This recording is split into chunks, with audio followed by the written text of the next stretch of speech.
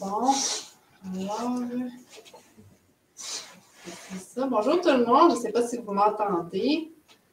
S'il y a des gens qui nous entendent, vous pouvez répondre dans le chat à la droite de votre écran.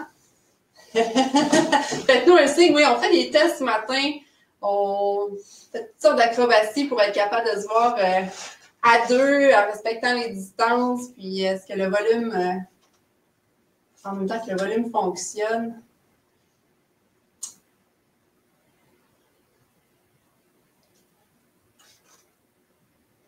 S'il y a quelqu'un de connecté, dites-nous bonjour. Ah, quelqu'un va ouvrir son micro. On a un allô. Allô, Cynthia. Super. Bonjour, Manon. Vous pouvez rire un peu de nous chez vous ce matin. Nous, on rit de nous un petit peu.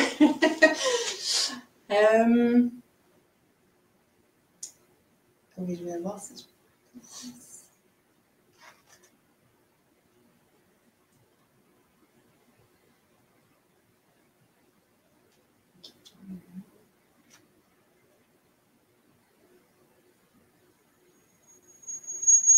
Oh, excusez.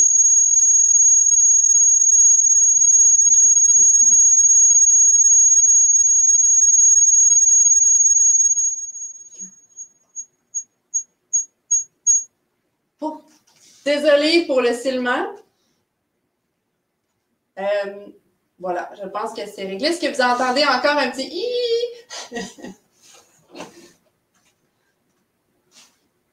OK, super. Désolée, j'essaie de jouer avec le visuel pour pas m'arracher les yeux à essayer de lire l'écran. Les acouphènes sont réglés. Excellent.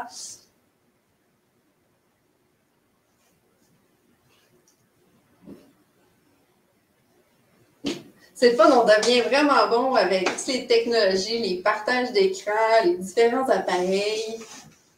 Technicienne de son, technicienne vidéo. Mon CV est de plus en plus...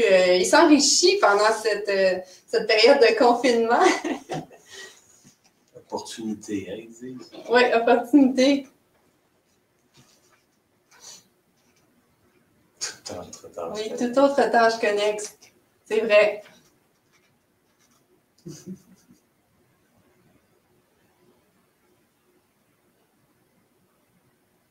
On va attendre l'heure exacte. Oui, il y a des gens qui se connectent des fois minute. Jusqu'à la toute dernière minute.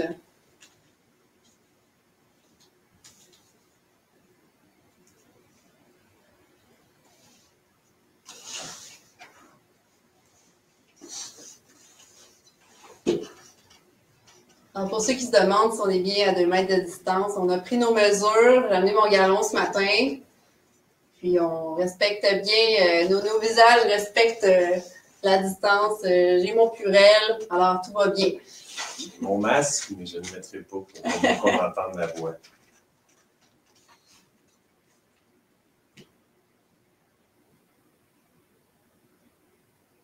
Aujourd'hui, à parler pour vrai, c'est ce dont on va parler, donc on se parle, on se dit les vraies choses.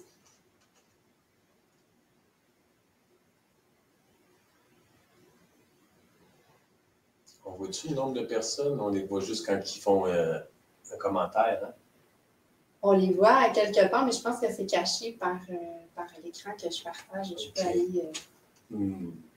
C'est une question comme ça, je ne veux pas que tu perdes... On a 6 personnes. Dans le fond, j'ai juste à bouger la souris. Ah, OK. On découvre en groupe. On peaufine. Donc, on va attendre encore 1 ou 2 minutes, puis on va commencer. En attendant, vous pouvez nous dire d'où est-ce que vous nous écoutez ce matin? La plupart, ça va être maison, mais est-ce que c'est salon, cuisine? Oui, c'est ça. On veut savoir dans quelle pièce de votre maison vous êtes. Gâteau-gami. Ottawa. Québec. On l'a... Tout le monde un peu partout, déjà.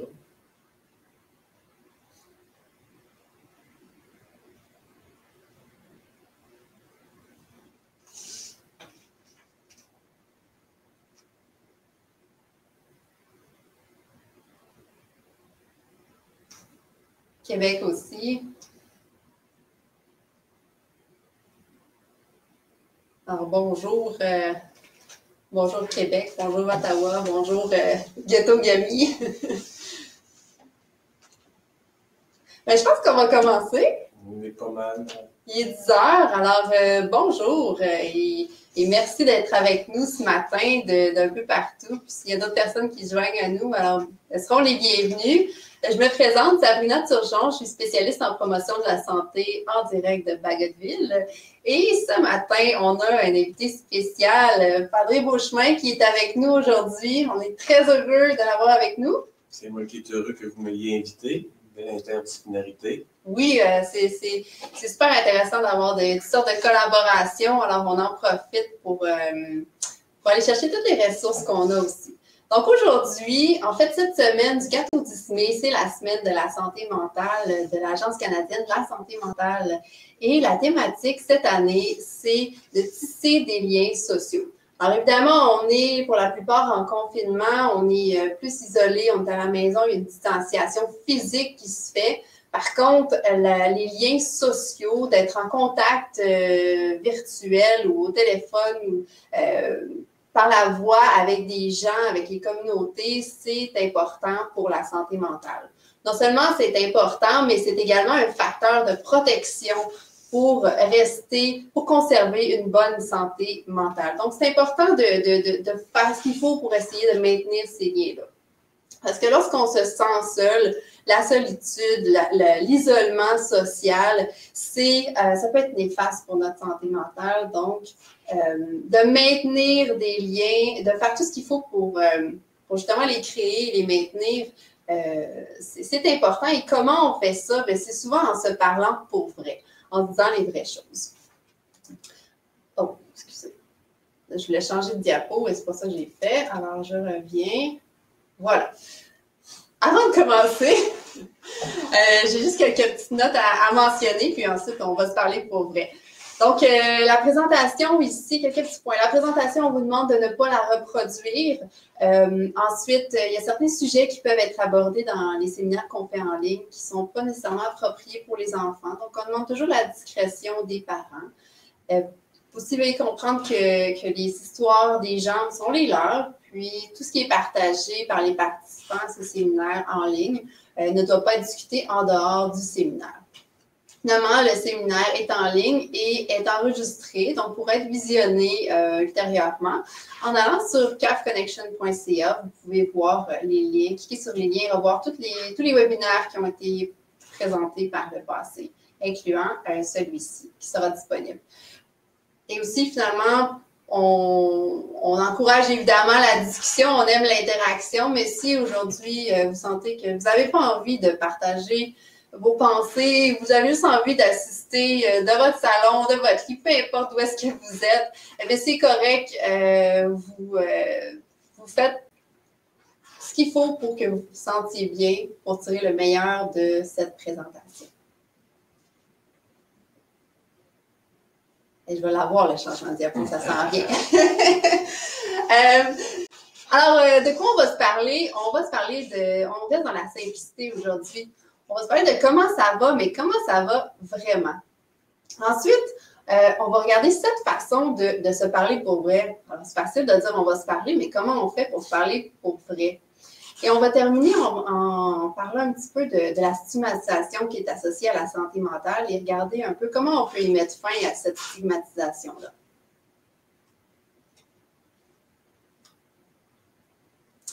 Alors, Padre Beauchemin, comment ça va ce matin? Ça va très bien, merci. Ça va bien?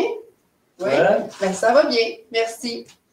Hein, ça va bien, c'est une réponse qui est assez commune. C'est une réponse qui est, c'est presque automatique cette réponse-là, comment ça va bien. C'est politiquement correct quand même. Oui, ça fait partie presque de la culture. On voit quelqu'un dans la rue, on se promène, qu'est-ce qu'on fait par politesse, on dit ça va. La réponse souvent, c'est ça va bien. Mais est-ce que ça va toujours vraiment bien? Puis est-ce que ça va juste bien? Ou s'il y a quelque chose en arrière de ça, de cette réponse-là? Quand on répond ça va bien, en fait, c'est qu'on ferme un peu la porte à la conversation, à une conversation plus profonde ou plus réelle, dans le fond. On manque souvent une chance de tisser des vrais liens, d'ouvrir la petite porte secrète chez quelqu'un qui fait qu'on découvre son monde, sa réalité. Alors, si on regarde l'exemple ici, le premier à gauche, on voit que la réponse peut être « je vais bien, merci ». Mais si, en réalité, on répondait « en fait, j'ai pas dormi de la nuit à cause de mes deux petits. Je carbure au café, je me sens comme si un camion m'avait roulé dessus. J'arrive même plus à penser tellement je suis épuisée. » Qu'est-ce que ça ouvre comme suite de conversation lorsqu'on répond ça? J'amène à réfléchir à ça.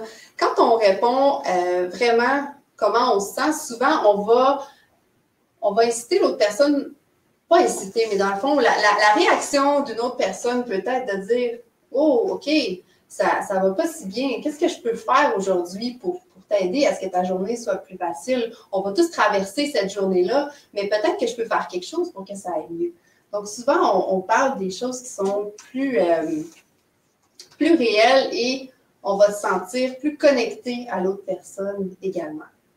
Dans un langage peut-être philosophique ou théologique, souvent on va dire qu'on permet à l'autre de libérer la parole, de libérer dans le fond toutes les émotions négatives ou les choses qu'il vit, qui ont besoin d'être partagées à un autre. Hein? Fait que l'importance de permettre à d'autres de se libérer vraiment, hein, d'en parler vraiment, parce que souvent on porte des masques. Hein? Ah oui, ça va bien. Ah, je ne veux pas te déranger. Ah, ben il faut bien travailler. Alors, de prendre un temps de qualité, hein, je vous dis au début l'importance de nos relations, de ne pas s'isoler, mais c'est le but premier, je pense, des êtres humains de l'aspect relationnel pour justement être capable d'être plus fort, de ne pas être complètement enfermé. Alors, j'aime bien le slogan de parler pour vrai, dans le sens justement de pouvoir se libérer, aller en profondeur de ce qu'on est vraiment. Mm-hmm. Tout à fait. Puis, lorsqu'on dit d'élaborer sur ce que je veux vraiment dire, ça peut aussi être positif. Donc, ça peut être qu'on va bien pour vrai. Mais, encore une fois, je vais lire les deux scénarios. Par exemple, quelqu'un me dit comment ça va. Je réponds, je vais bien, merci. Et je vais vraiment bien. C'est qu'est-ce qui vient ensuite? Bon. Si on dit le travail va embarquer ou la conversation va devenir peut rester technique ou ça peut être moins profond. Alors que si quelqu'un me dit est-ce que ça va bien ou comment ça va, et je réponds aujourd'hui je me sens vraiment optimiste en voyant tous les gestes de solidarité qui rejaillissent de chacun, les gens s'épaulent, les gens prennent soin les uns des autres, ils trouvent des façons créatives de prendre soin les uns des autres malgré la distance physique. Et ça, ça me donne beaucoup d'espoir pour l'avenir. On a-tu besoin ces temps-ci? Hein? Oui, on a besoin effectivement, puis c'est de répondre, d'élaborer sur nos réponses, évidemment lorsqu'on a envie d'en partager, parce qu'on ne va pas nécessairement croiser quelqu'un dans la rue à 2 mètres de distance qu'on ne connaît pas, puis on dit hey, « comment ça va? » puis on attend une longue réponse. On n'a pas nécessairement, on ne veut pas nécessairement s'ouvrir à tout le monde. C'est normal. C'est tout à fait normal. Comme on discutait plus tôt dans un ascenseur, on n'a pas nécessairement toujours le goût d'étaler notre vie. Effectivement, mettre nos limites, d'être capable aussi de dire à la personne je suis content que tu m'ouvres la porte, que tu me fasses confiance, mais j'aimerais ça te permettre un temps de qualité, que peut-être durant la pause ou sur l'heure du dîner, je pourrais prendre vraiment plus de temps là, dans l'ascenseur comme ça, peut-être je suis comme pris. Qu'est-ce que tu en penses? Alors, on permet que la personne puisse parler pour vrai, mais là, c'est comme impossible en ce moment. Alors, on rouvre la porte, mais des fois, on ne peut pas la rouvrir au complet. Ça se discute aussi par après, là, nos limites de chacun. Hein. Oui, exactement. Je vois qu'on a une question ici. Combien de fois on voit quelqu'un demander comment ça va et pas vraiment écouter la réponse parce qu'il est habitué d'entendre ça, d'entendre ça va bien, déjà continuer son chemin, effectivement, puis on va revenir là-dessus sur l'écoute un peu plus tard. C'est un mécanisme et on y réfléchit même pas. Mais ça ne veut pas dire que la personne, par contre, n'est pas, dit par mécanisme, n'est pas prête vraiment à l'écouter en profondeur. Même moi, souvent, que c'est mon travail comme padré, mais je peux arriver à quelqu'un, puis comment ça va, puis je peux avoir l'air de le dire juste politiquement correct, mais quand je sens, des fois, que la personne me surprend, ah, padré, j'aurais vraiment besoin de parler, ou ah, c'est lourd présentement. Là, c'est comme si j'ai un petit taser, un petit électrochoc, ah, OK, t'as vraiment besoin, mais je m'y attendais pas. Alors, comme je disais, chacun met ses limites, chacun rouvre la porte à l'autre. Quelqu'un peut même poser la question, mais dans le fond, c'est elle qui a le goût de se livrer. Je peux arriver à dire comment ça va, là, tu me dis ça va bien.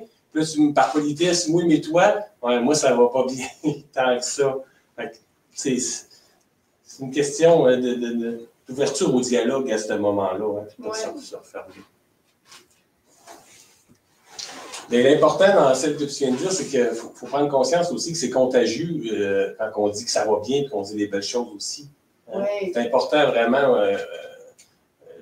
aussi d'être capable de s'ouvrir, de dire vraiment les choses quand ça va bien, pas nécessairement dire « Ah, ben l'autre va peut-être me trouver lourde, que je veux montrer juste le beau côté ». Mais non, il y a un équilibre à trouver dans tout ça. Hein.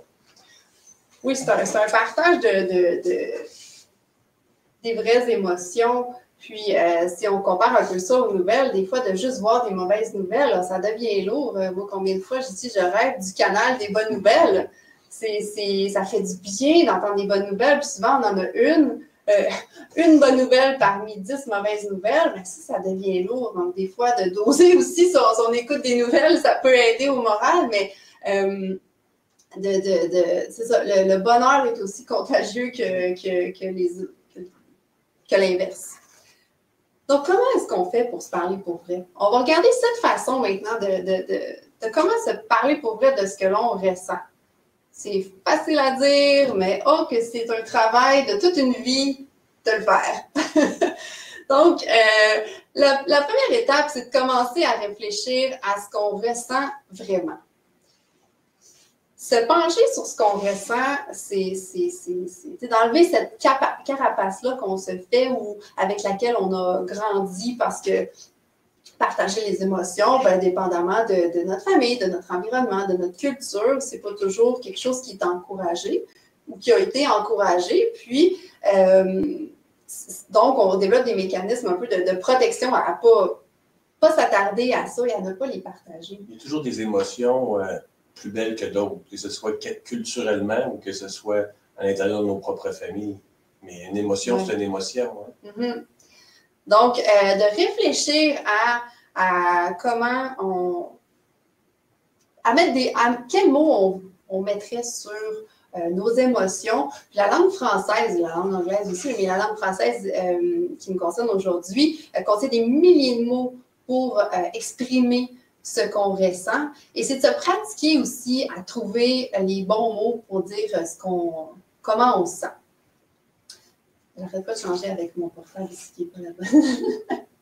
Alors, je vous pose la question, quel mot peut-on utiliser pour parler d'émotions positives? Alors, si vous avez des émotions positives aujourd'hui, quels mots utiliseriez-vous pour les décrire?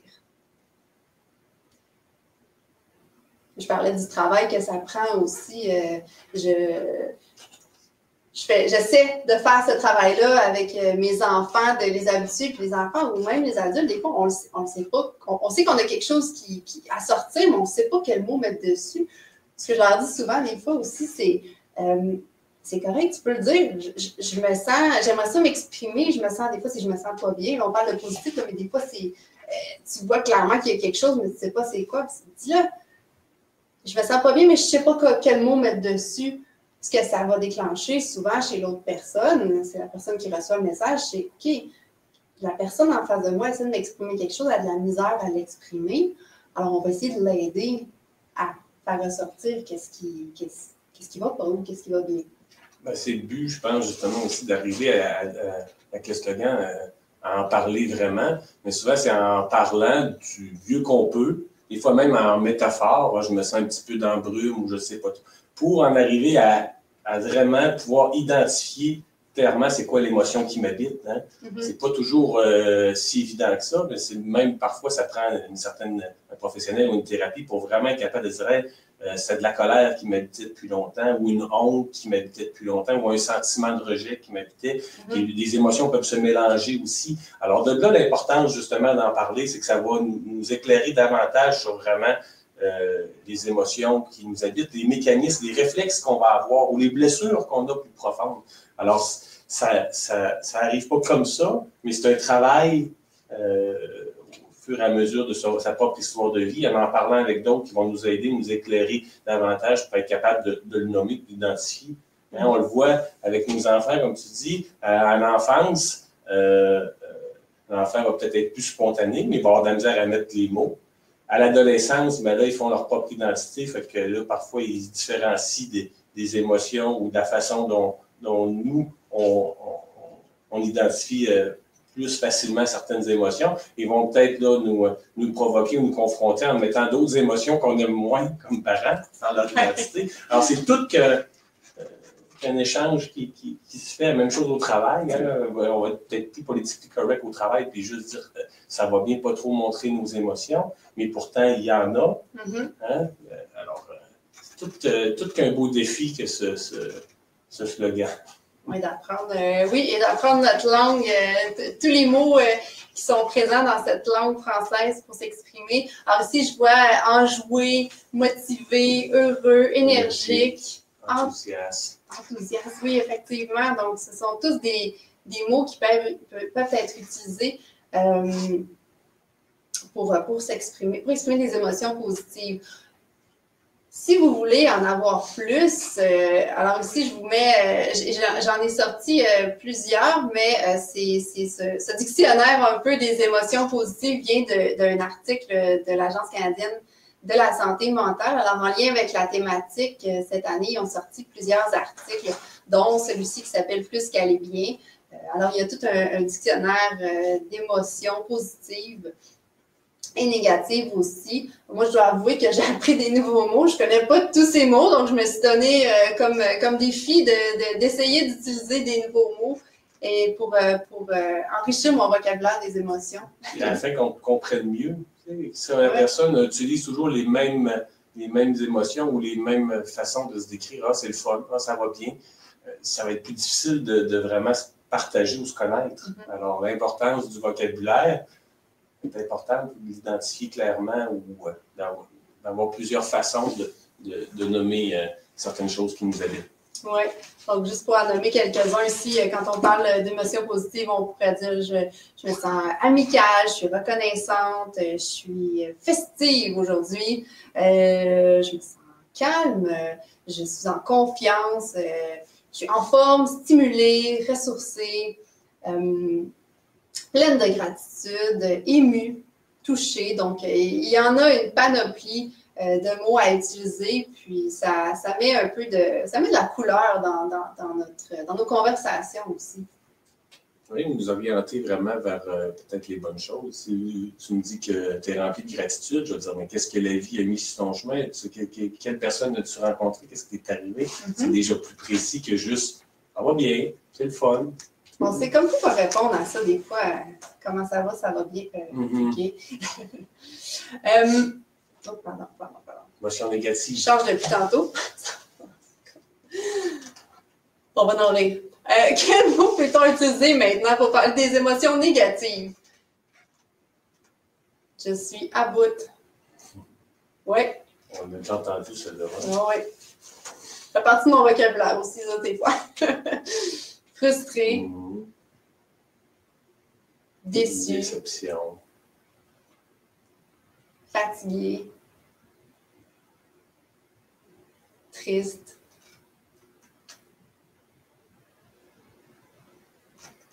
Émotive. Le mot déçu me fait souvent réfléchir aussi parce que des fois, en arrière de certaines réactions comme la colère, se cache de la déception. Souvent, il y a des choses qui c'est pas facile nécessairement les démêler, comme je disais tout à l'heure. Hein. Ouais. Le fait d'en parler permet vraiment d'aller plus en profondeur, se connaître davantage. Hein. Puis, je sais que tu vas peut-être en parler tout à l'heure, mais il y a plusieurs études qui démontrent qu'à quel point, c'est entre 60 et 80% du soin qui se donne juste dans l'écoute.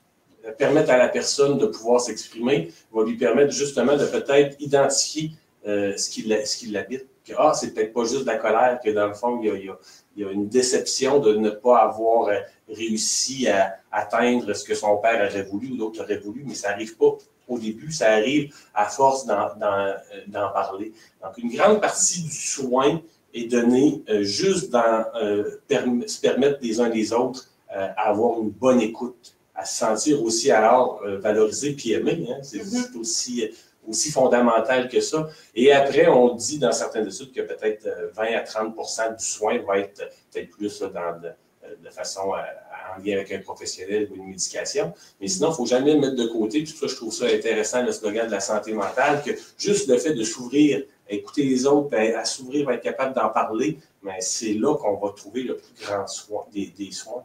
C'est vous pareil, le pouvoir qu'on peut tous avoir, parce qu'écouter, on n'a pas besoin d'avoir 5 ans d'université pour écouter.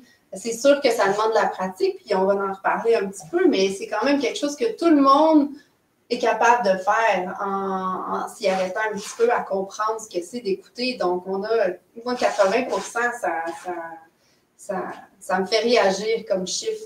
80% du soin peut être seulement par, dans le fond, peut passer par l'écoute qu'on offre à quelqu'un d'autre. Donc, on peut tous offrir un beau cadeau à quelqu'un en l'écoutant. Je dis souvent la blague, c'est pas une blague non plus, mais que personne n'a le monopole non plus de la compassion ou de l'écoute.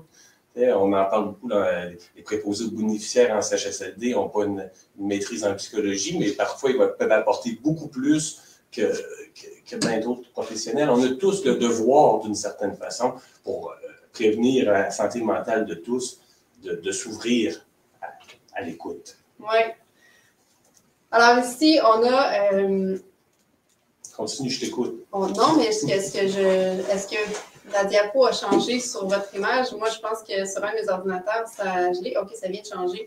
Alors, voilà, les émotions négatives, on en a tout un dictionnaire aussi pour mettre quelques mots sur cette diapo. Donc, on peut être apeuré, on peut être irritable, dérangé, déstabilisé, on peut être furieux, hostile, on peut être désemparé, on peut se sentir confus, sans espoir, on peut se sentir à bout de force, à bout, hein? On peut se sentir vulnérable. Alors, de mettre des mots là-dessus, encore une fois. J'aime beaucoup la vulnérabilité. Il y a Brené Brown qui en parle beaucoup aussi, mais je trouve que de montrer son côté vulnérable, c'est pas nécessairement de se montrer faible. Souvent, les gens ne veulent pas montrer ce côté-là parce que c'est de montrer de la faiblesse. Et puis moi, je trouve que ça, au contraire, ça démontre qu'on est tous des humains, puis qu'on peut être fort en étant vulnérable quand même. Effectivement, il y a un grand philosophe qui disait « La grandeur de l'homme est de se reconnaître faible ». C'est Blaise Pascal. Alors, on a tous une vulnérabilité, une certaine faiblesse. C'est sûr qu'on ne va pas la confier à n'importe qui ou n'importe comment, mais en même temps, tu disais tout à l'heure au début, tu sais, dans nos propres familles, des émotions qui sont plus faciles à démontrer que d'autres, mais dans notre société, qui est une société, on ne se cachera pas, de compétition, de performance, de comparaison, bien, ça n'incite pas nécessairement à montrer nos faiblesses. On va plutôt montrer nos forces, montrer c'est quoi nos capacités, etc. pour se vendre. Mais on parlait d'équilibre tout à l'heure. C'est important aussi quand on arrive devant un employeur ou devant une personne qui nous attire, qu'on ne va pas arriver et lui dire tous nos défauts ou nos problèmes. Mais il y a un temps pour chaque chose. Puis, à un moment donné, il faut prendre le temps aussi d'être disposé pour parler et pour écouter les gens qui sont autour de nous. Comme on disait tantôt tout à l'heure avec l'ascenseur, d'être capable de dire, bien, peut-être on peut se reprendre tout à l'heure ou peut-être un autre endroit. Surtout s'il y a d'autres personnes autour aussi qu'on sait qui vont peut-être profiter que la personne ouvre sa vulnérabilité pour, après ça, peut-être lui nuire dans sa carrière ou autre chose. C'est important aussi on dit parler pour vrai, mais ça ne veut pas dire parler n'importe comment, n'importe où, puis sans jugement non plus. Hein. Oui.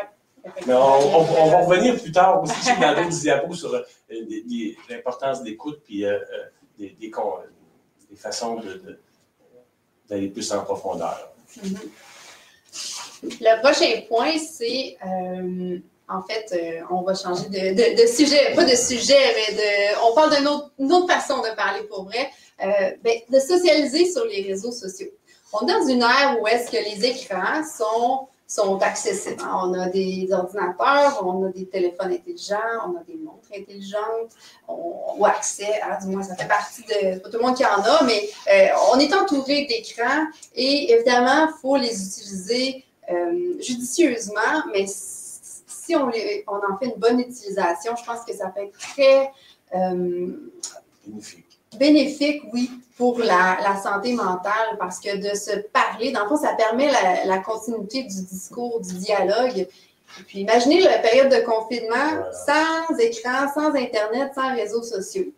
Ça fait 6 semaines à peu près qu'on est en confinement, donc ça pourrait... je pense pas qu'on serait nécessairement dans le même état si... Présentement, c'est un outil encore plus important. Puis on a vu des médecins, justement, donner des tablettes dans des CHSLD à des personnes âgées pour leur permettre de communiquer avec leurs proches. Oui, puis de les voir aussi. Excusez-moi, il y a quelque chose que je vais faire. Ça, voilà.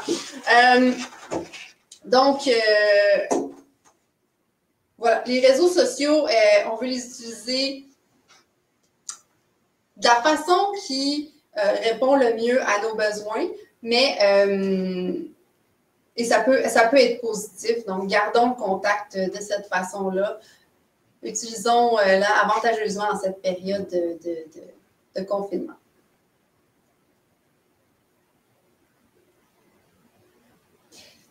Troisième point, faites preuve de générosité. Les recherches le démontrent. Faire du bien aux autres, ça nous fait du bien aussi.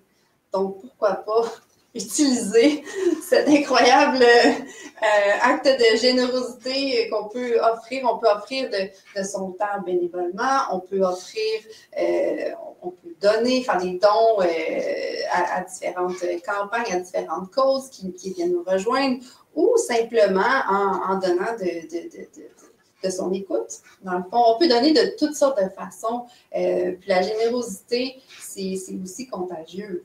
Quand on voit des gestes de générosité, ça vient nous chercher souvent. Moi, juste au Saguenay, dans les dernières semaines, je voyais qu'il y a un homme de 80 ans environ, et puis il voulait voir sa femme. Sa femme souffre d'Alzheimer, et puis est dans un foyer ou un établissement pour ces personnes-là. Puis, elle habite, je pense, au 3e étage, où il a voulu louer une espèce d'échafaud pour aller la voir à travers la fenêtre parce qu'il avait peur qu'elle l'oublie.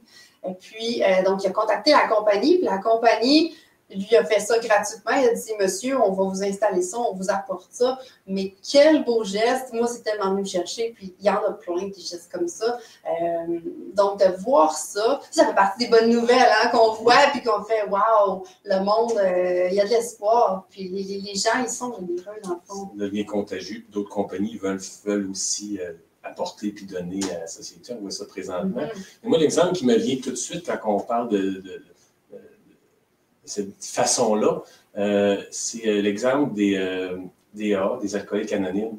C'est démontré dans les études jusqu'à quel point que ceux qui décident d'être parrains, qui ont réussi déjà à cheminer et à être sobres, le fait d'être parrain puis d'aider à une autre personne va le renforcer puis donne plus de chances de ne pas retomber lui-même. Alors, le fait d'être généreux, de partager, de vouloir aider d'autres personnes qui sont vulnérables, nous rend moins vulnérables. C'est ça qui est intéressant. Alors, la générosité est une force pour soi. Pas juste une naïveté de dire, on va donner, puis les autres, ils vont profiter, puis tel autre. Non, ça nous apporte aussi à nous-mêmes. Alors, c'est là qu'on voit l'interaction aussi, l'interdépendance qu'on a les êtres humains les uns envers les autres.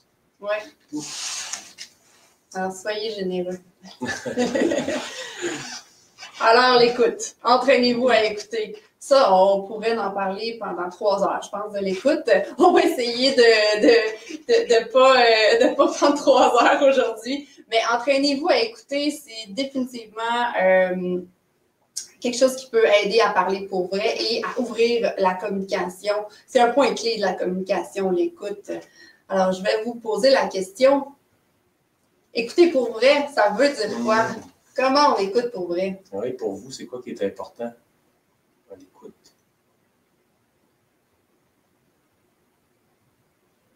Ils sont tous à l'écoute.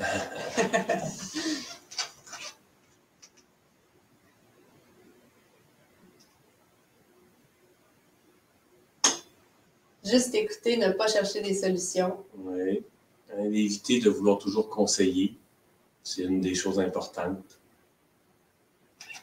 Ça veut dire regarder aussi, écouter les mots, mais regarder le non-verbal, le visage. On dit que 80% de la communication environ, c'est toujours approximatif, est non-verbal. De là aussi l'importance des fois de voir. Oui. Et de voir en vrai aussi. C'est sûr que l'outil des médias que vous parliez tout à l'heure est important, mais ça ne remplace pas l'outil du senti ou de l'intuition d'être en vrai. Donc, très bon point. Contact visuel. Parce que si je me dis, si quelqu'un me pose la question, comment ça va aujourd'hui? Puis je dis, oh, ça va vraiment bien. Ça dit beaucoup. Me croyez-vous?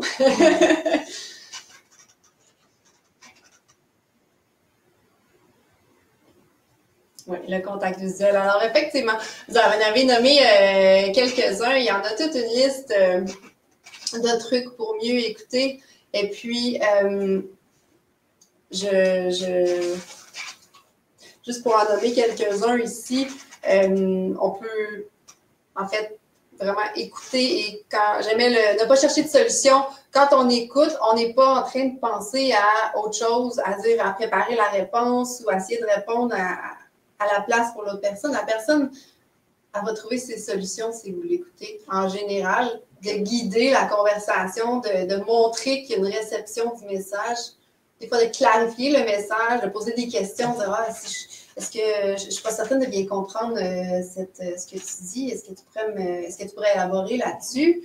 De résumer, ça permet de faire un peu un miroir à l'autre personne sur son message, puis ça déclenche des réflexions lors d'une discussion. Donc, c'est de ne pas juger, on en parlait, percevoir le non-verbal. Donc, c'est tous des éléments pour écouter, pour mieux écouter et assurer une conversation qui est constructive et productive. J'aime ça, la métaphore un peu de permettre à l'autre de découvrir par elle-même, d'accoucher par elle-même, de ne pas penser qu'en tirant la fleur, elle va pousser plus vite. Hein? Quand vous disiez tantôt de ne pas conseiller, ne pas donner des solutions, je pense que c'est une des bases les plus importantes, surtout quand l'autre vient nous parler d'une émotion négative. Hein? Dans mon travail, souvent, la personne, si elle dit qu'elle est désespérée, qu'elle trouve ça trop dur, mais de lui dire ça va bien aller, les choses vont s'arranger. On est en train de vouloir l'enlever de son émotion. C'est important qu'elle puisse approfondir puis continuer à explorer un peu le pourquoi qu'elle en est là. Alors, souvent, c'est notre mécanisme à nous parce que nous, on est mal à l'aise de l'entendre. Hein? Oui. Puis, évidemment, si la personne demande de l'aide pour trouver des solutions, là, à ce moment-là, c'est pas pareil. Ça vient de l'autre personne de dire je sais pas quoi faire, tes idées, là, on va pas dire non, c'est toi qui as les solutions en toi. On peut suggérer des choses, mais vraiment de laisser les personnes trouver les solutions qui fonctionnent le mieux pour elles. Et des fois, c'est pas facile. On est inconfortable avec pas avoir la réponse tout le temps. Hein? Le sentiment, on parlait d'émotion, le sentiment qui va nous habiter à ce moment-là, ce que je dis souvent aux gens, c'est le sentiment d'impuissance. Pour avoir une bonne écoute, il faut être capable de jongler ou d'être capable d'être confronté à l'impuissance parce que la solution, justement, elle n'est pas toujours facile, puis souvent, elle demande un cheminement, puis un temps aussi. Même si on lui propose, souvent proposer des ressources par la suite. Hein? Je pense que ça serait important que tu continues d'en parler avec quelqu'un d'autre. Tu peux m'en reparler si tu veux, mais il y a telle ressource. Ça, c'est intelligent de le mettre en lien avec d'autres pour continuer à parler pour vrai. Oui, oui. Mais, à un moment donné, c'est important aussi de voir nous autres, soi-même, c'est quoi qui nous confronte, c'est quoi qui nous habite comme sentiment quand on écoute une autre personne qui souffre. Mm-hmm. Oui, parce que c'est aussi un don de rester...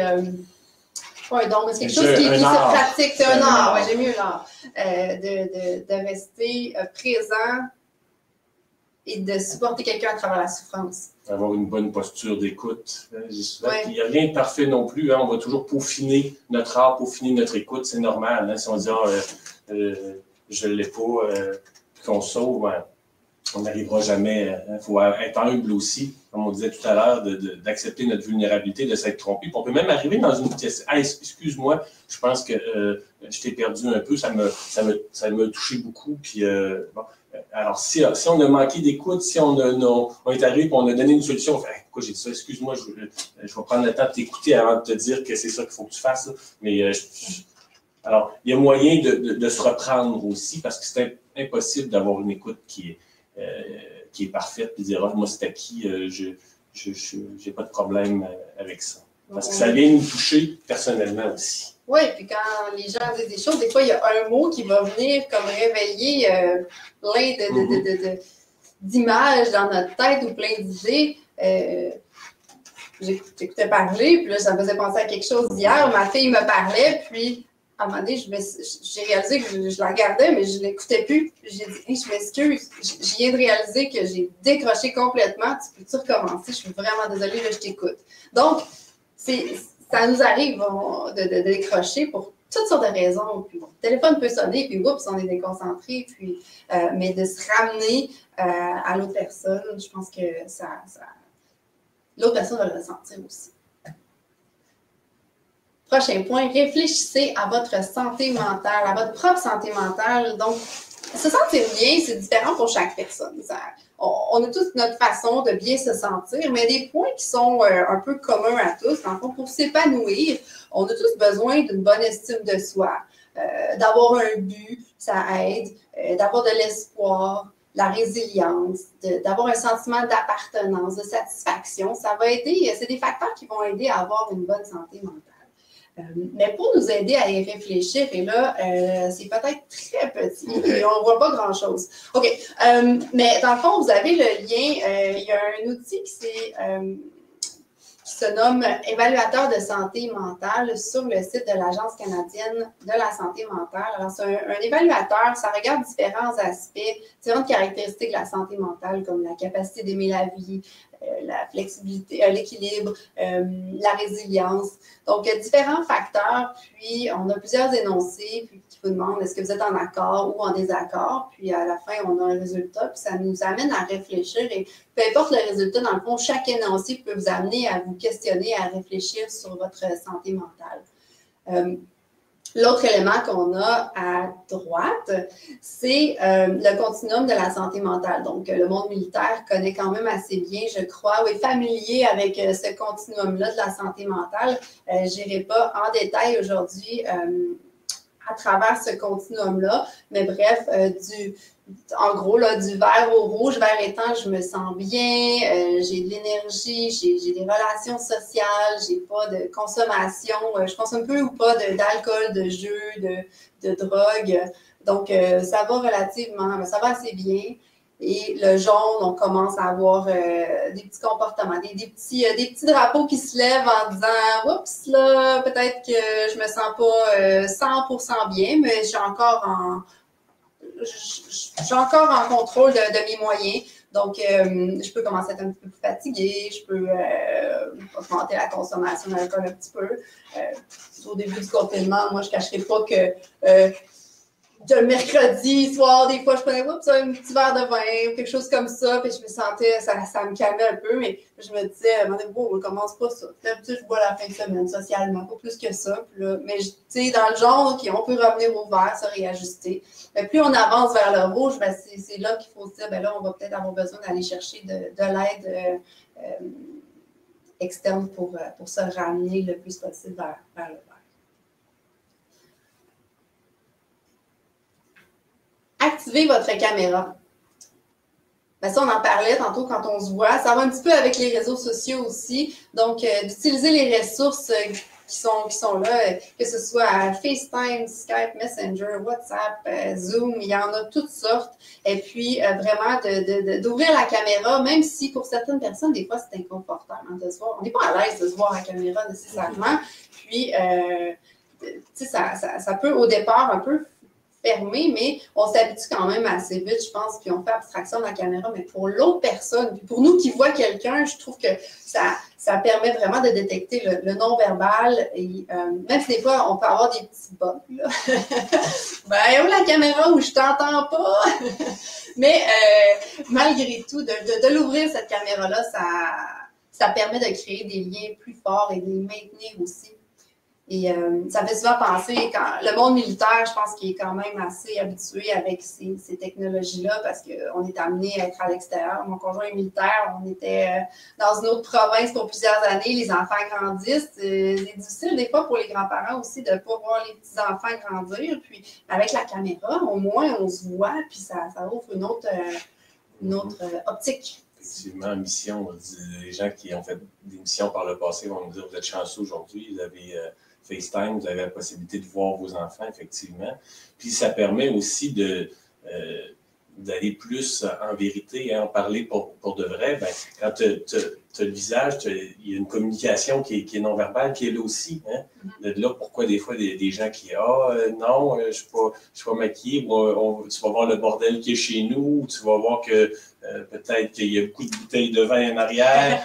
Alors, tu sais, l'importance aussi, ben, c'est sûr que j'active pas ma caméra c'est différent pour 200 personnes si je fais une visioconférence chez nous que s'il y a un ami, ça va être plus facile peut-être lui faire confiance puis d'ouvrir ma caméra. Mais l'importance, du moins, d'essayer d'ouvrir le plus possible tous les canaux de communication, hein, de se poser la question pourquoi je suis pas capable d'ouvrir ma caméra. Ça peut être une bonne façon de réfléchir à l'autre chose d'avant, l'autre diapo, réfléchir sur sa santé mentale. Si jamais capable d'ouvrir ma caméra chez moi, il y a des choses peut-être à travailler sur l'estime de soi, sur des choses qu'on cache, etc. Alors, c'est intéressant de voir que plus qu'on cherche à pouvoir parler pour de vrai, s'ouvrir en vérité, qu'est-ce qui nous empêche de le faire, ça devient intéressant aussi comme réflexion. Oui, je n'avais pas vu ça de cet angle-là. J'aime ça, de l'effet un autre miroir dans le fond de nous, mais là, on est en interaction, puis on se voit en même temps, puis ça peut parfois nous rendre inconfortables, mais dans le fond, les autres, ils nous voient tout le temps comme ça. Mais de se voir en interaction avec les autres, des fois, ça nous fait réfléchir sur notre estime, je pense.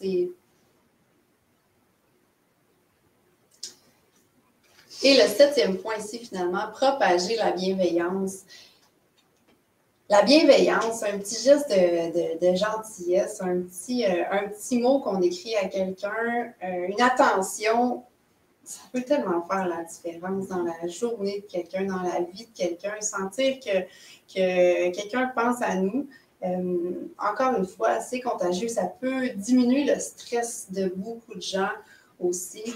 Ça me faisait réfléchir en regardant ce point-là sur le fait que des fois, il y a des gens, on va, dans le temps qu'on pouvait aller magasiner, là, on peut recommencer là, tranquillement, mais là, des fois, il y a des gens qui ont l'air d'avoir une mauvaise journée, puis ils n'ont pas le sourire. Puis tu te dis, oh, là, ça crée vraiment de la friction, de la tension entre différentes personnes. Supposons que c'est quelqu'un qui est à la caisse. Moi, je me dis toujours, à mon défi, là, c'est de faire sourire la personne. Plus la personne a l'air de mauvaise humeur, plus je vais essayer de sourire puis de dire, OK, je vais aller essayer de chercher là, la petite partie sensible de la personne pour sortir avec un sourire et essayer d'améliorer sa journée. Bon, ça ne marche pas toujours, mais tu sais, je me dis, quand ça marche, j'ai peut-être fait une différence dans la journée de cette personne-là. Du moins, j'aurais essayé. Puis c'est souvent contagieux. On voit les gens se faire un petit bonjour dans la rue. Quand on croise quelqu'un ces jours-ci, c'est merveilleux. Si tu vois quelqu'un avec un sourire, on dirait qu'il y a une énergie qui se dégage. Et puis, ça fait du bien, puis c'est bon pour la santé mentale. Ça me fait penser ce que tu dis, une phrase que Mère Teresa disait souvent. Elle disait « La majorité des maladies ne se guérissent pas par l'argent, mais par amour. » Dans le sens que, tu sais, ça ne veut pas dire de ne pas croire en la science, chercher des médicaments, c'est pas ça que ça veut dire. Ça veut dire jusqu'à quel point que la majorité des choses se règlent par bienveillance, par juste le fait d'être aimable, d'avoir un sourire, etc. Puis si on reste toujours dans « Ah, mais ça nous prend un médicament, on veut la solution complète, là, qui va être facile, on perd la majorité du soin, qui est dans des choses beaucoup plus humaines et simples. Oui. On est des êtres sociaux et relationnels. Alors voilà, pour les 7 façons de parler pour vrai de ce que l'on ressent. Et un peu dans la même lignée, en fait, je voulais qu'on se parle un petit peu de la stigmatisation en lien associé à la santé mentale, aux troubles de santé mentale. Parce que souvent, la stigmatisation, ça va être une barrière à la communication. C'est la première des plus grosses barrières. C'est une grosse barrière. Mais avant d'aller plus loin, je vais vous demander qu'est-ce que c'est selon vous la stigmatisation? Comment est-ce que vous décririez la stigmatisation? Ça peut être intéressant. Qu'est-ce qui nous vient premièrement à l'esprit? C'est peut-être des stigmatisations qu'on a reçues personnellement. Oui. Ou qu'on a vues, ça nous a heurté. Hein, moi, ce qui m'est tout de suite en tête, une personne qui bégaye à l'école. Imaginez un enfant qui bégaye, comment il est stigmatisé tout de suite en partant, puis la difficulté après de parler vraiment, l'autre personne va souffrir de moi, de souffrir, etc. C'est la première chose qui m'est venue à l'esprit. On est chanceux, des fois, d'avoir une facilité d'apprentissage d'élocution. Oui, Idées préconçues, tenaces, qui nous empêchent de voir au-delà. Des préjugés, des préconçus dans cette... Ben, c'est comme ça que je le comprends. Ouais. Dans le fond, je vois le mot étiquette aussi. Je pense que on met une étiquette, puis ça nous empêche de voir par-dessus cette étiquette-là. C'est un préjugé aussi, en d'autres mots. Effectivement, ça fait partie de la définition. Oui, préjugé. Donc, si on regarde la définition en soi, la stigmatisation, c'est une marque de honte, de disgrâce, de désapprobation des autres, mais aussi envers nous-mêmes. On peut faire de l'auto-stigmatisation aussi. On peut l'avoir, ce petit discours-là intérieur qui se tape dessus, qui se dit t'es juste... si je prends... Donc, quelqu'un fait une dépression. C'est paresseux. T'es paresseux, t'es lâche, les gens ont raison, tu devrais être au travail. Il peut y avoir des préjugés de genre, ben voyons, cette personne-là, elle n'est pas malade, elle fait juste une dépression. Mais la personne, à force d'entendre ça, celle qui souffre de dépression peut se mettre à croire ça aussi, puis à se taper sur le marteau. Là. On est bon là-dedans, des fois, à se taper soi-même dessus. Donc, pour terminer avec la définition, c'est une forme de discrimination qui est subite par de nombreuses personnes qui ont des troubles de santé mentale. Donc, c'est vraiment une grosse barrière à parler pour vrai. Quand on se sent, premièrement, on vit avec un problème de santé mentale, puis ensuite, pour en rajouter, la société nous regarde, où on se sent regarder comme ça. Donc, c'est à ça que je pensais. Il y a un travail sur soi, mais il y a un travail aussi de la société. Hein. On disait tantôt au début, c'était une société de performance, de compétition, de comparaison. Alors vite, la société peut faire en sorte qu'on se stigmatise ou qu'elle nous stigmatise en disant ben, t'apportes pas grand-chose, t'es pas très performant ou qu'est-ce que t'apportes comme payeur de taxes quand tu as va stigmatiser des gens qui vont avoir des emplois moins payants, comme s'ils pouvaient moins apporter humainement. Alors, c'est toutes des formes de stigmatisation dans lesquelles il faut être conscient et faire attention. Mm-hmm. Oui, puis il y a des choses justement, parlant de solutions pour mettre fin à la stigmatisation qu'on peut faire ou qu'en tant que personne qui vit avec des troubles de santé mentale, que ces personnes-là peuvent faire. Donc, premièrement, ben, on reste dans le sujet du jour, en parler. En parler, ça va en parler avec des personnes qui n'ont pas de préjugés envers nous, évidemment, des personnes de confiance, d'en parler de nos familles, nos amis proches, de dire comment on se sent, qu'est-ce que c'est de vivre avec ce problème-là qu'on a de santé mentale et c'est quoi les conséquences que ça a pour vous ou pour la personne qui vit avec ça, de dire, regarde, une journée dans ma tête, c'est ça. C'est comme ça que je me sens quand je sors puis je vais là, puis de l'imager des fois, ça peut aider à faire prendre conscience aux autres de ce que c'est vraiment. Dans le fond, ça peut juste aider à faire aider aussi.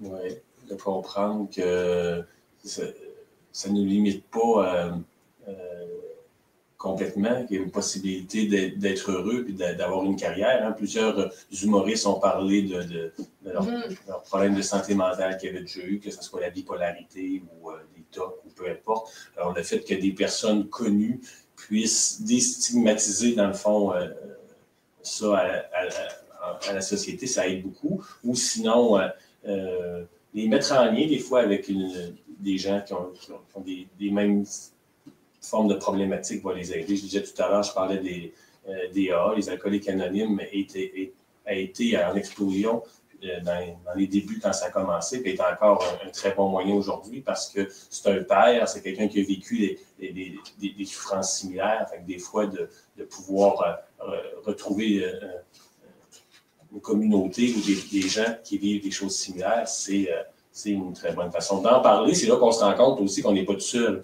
Oui, effectivement.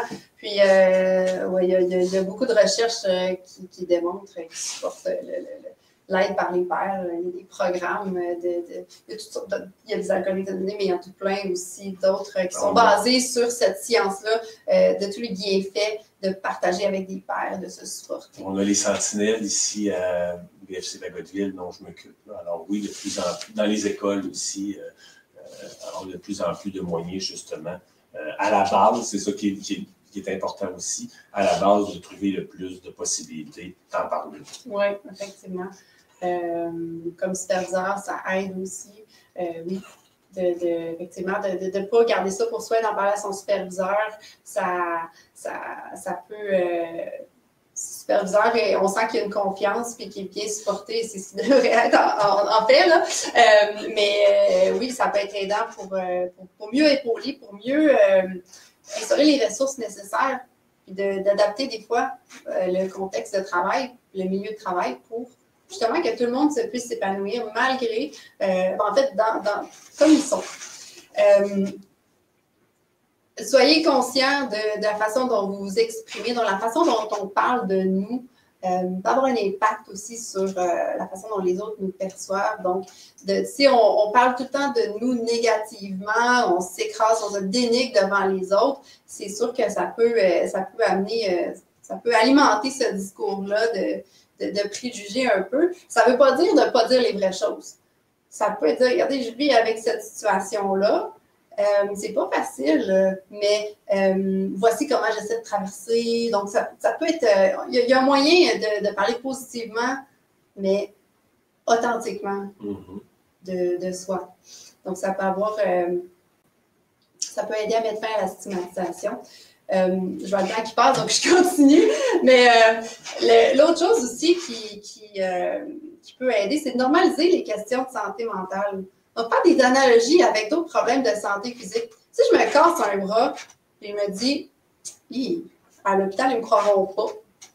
Fait que ça me tente pas ça me tente pas d'aller à l'hôpital avec mon bras cassé. Ils vont me dire, ben non, c'est pas vrai. C'est juste, je sais pas, tu t'es connu. Ça va passer. Puis je dis, non, je vais rester chez nous, ça va passer.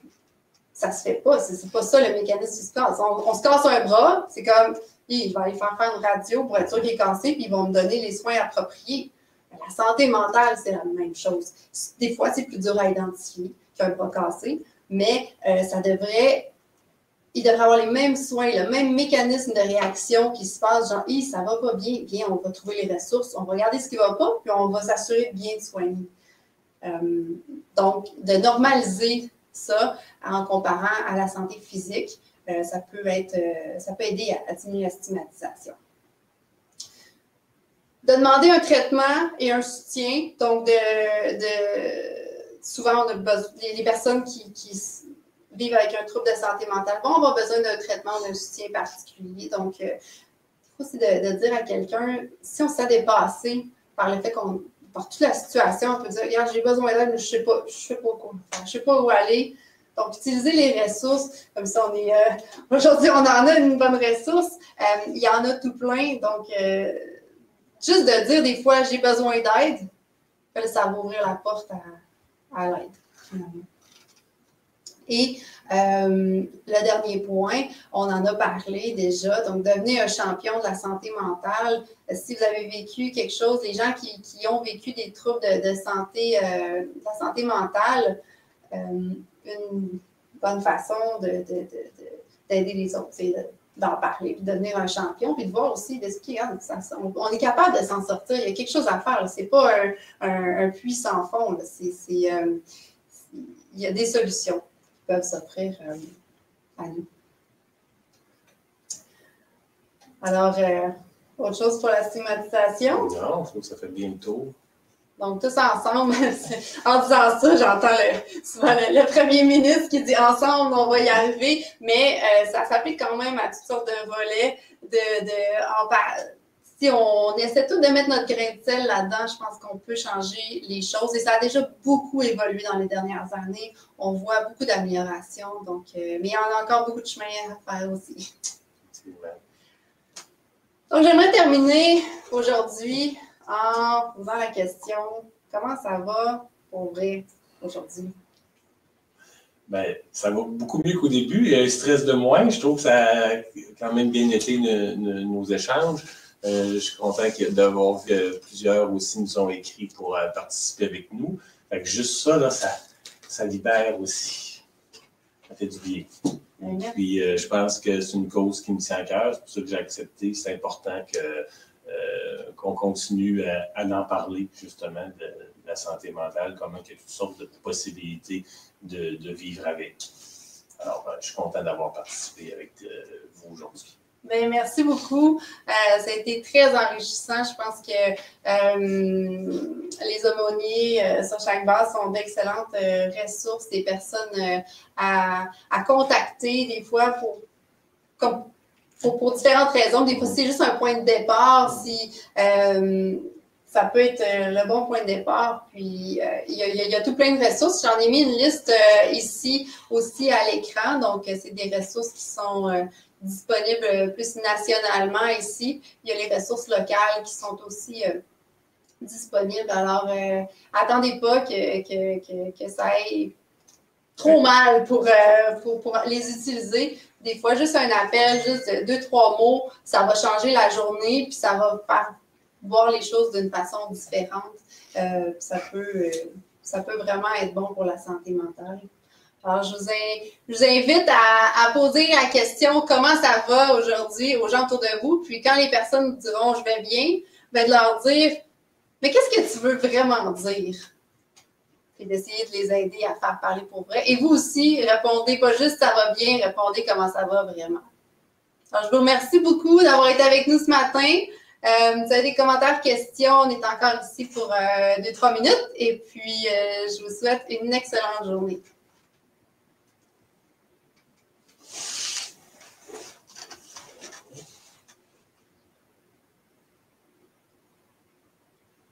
Une fois parti, là,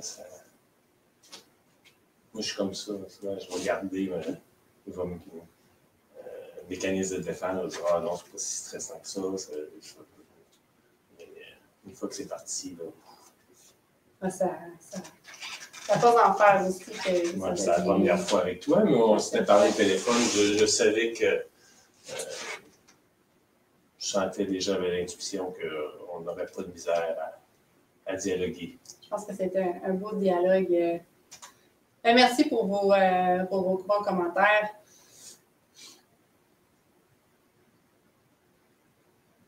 Tu m'enverras le lien ou qu'on peut aller chercher oui. Il doit y avoir d'autres aussi, je ne savais même pas si... oui, c'est ça. C'est disponible sur Connexion FAC, puis aussi sur celui de Bagotville. On va voir les...